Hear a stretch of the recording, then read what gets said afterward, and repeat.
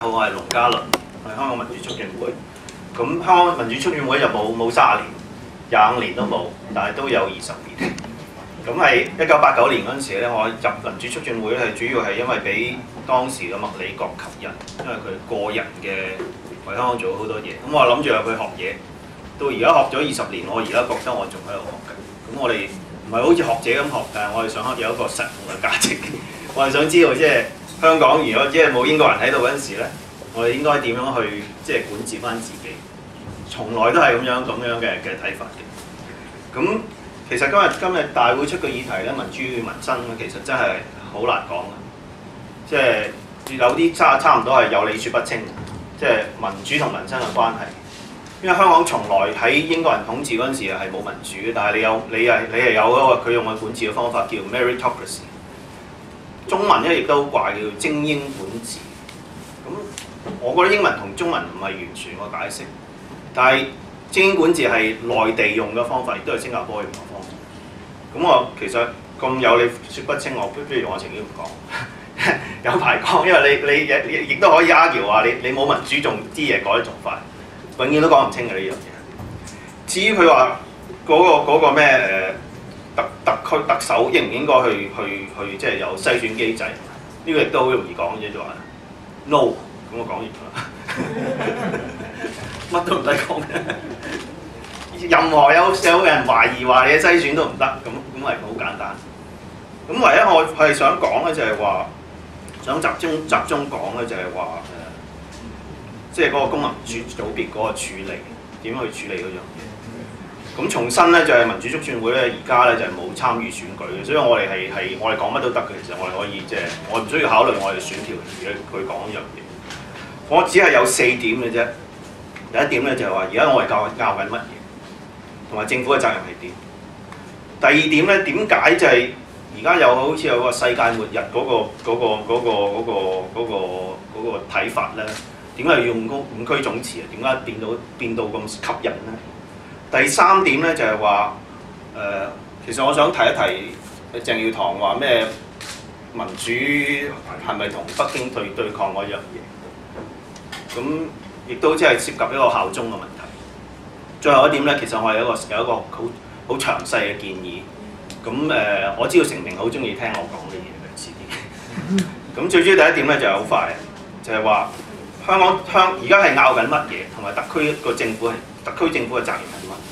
一邊咧就拗緊就係話2012應該總辭咁，另外一邊咧就話拗緊而家個方案，即係區會方案咧係世界上最完美㗎啦。咁啊又話講咩均衡參與。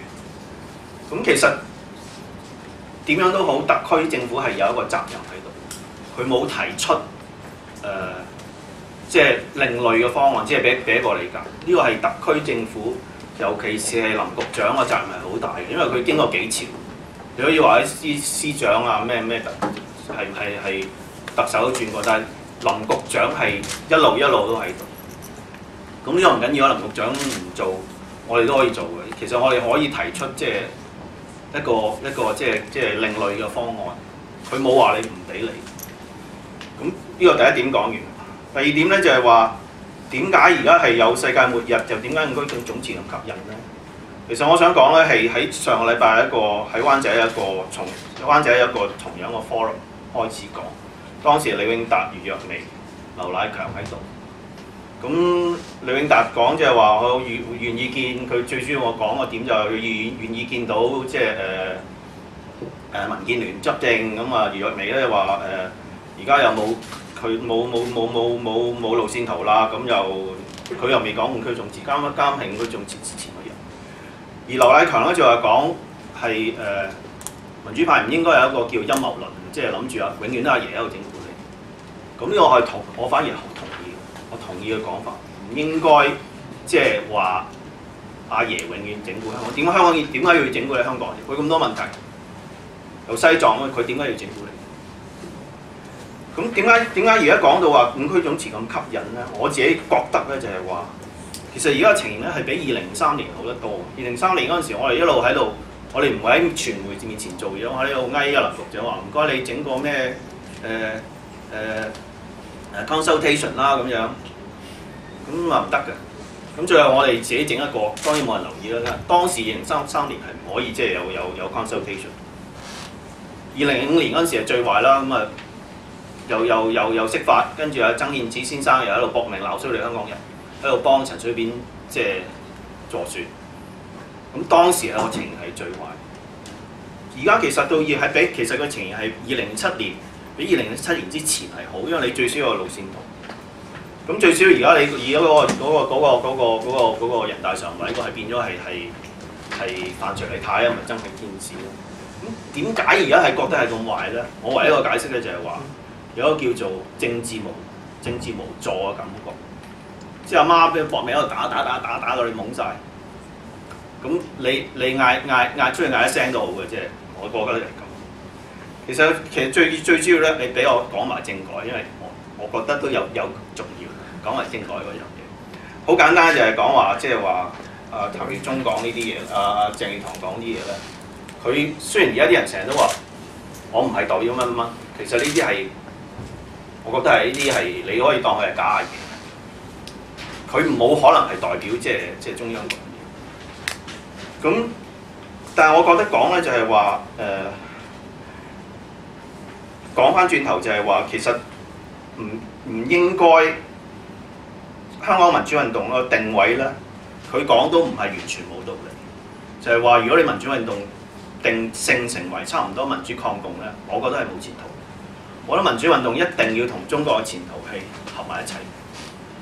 中國叫需要民主，咁你最好話民主先爬啦，係咪？先行先放。咁我哋應該係咁樣 argue 法，就好過你即係話民主抗共，因為永遠都冇前途。因為香港嘅民主運動其實係唔可以損害中國嘅利益。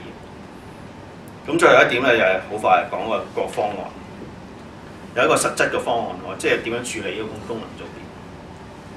其實第一個建議咧就係話，而家喺度爭拗嗰個民權公約嗰度，其實大陸係簽咗，但係冇確認，人大冇確認。其實我哋可以要求人大只係為香港確認。咁呢個只係為香港地區。實施緊嘅香港。你個 court 呢啲有排拗咯，而家佢即係政府話唔係，你又話係，係咪啊？你話係政府話唔係係咪？咁但係其實你唯一完咗嘅爭拗咧，可以叫人大為香港地區即係確認，只係為香港地區，呢個係一個要求。第二點咧就係話到2012年嗰陣時咧。其實可以，我提出咧就係可以將你一定要推翻嗰個區會方案啦。其實我建議咧就係話，由喺唔增加功能組別嘅情況之下，嗰5個功能組別可以由現有嘅功能組別group 咗做5組，但係只有提名權，但係冇選舉權。個選舉權交翻俾即係選民。即係選民而家變咗有1人2票，除咗功能組別嗰啲人咧，佢要放棄功能組別嘅票。咁意味咧就係到2016年咧，就係所有嘅功能組別咧，都可能即係如果你係拗到係變咗冇咗選舉權，只有提名權，亦都要 group 咗佢。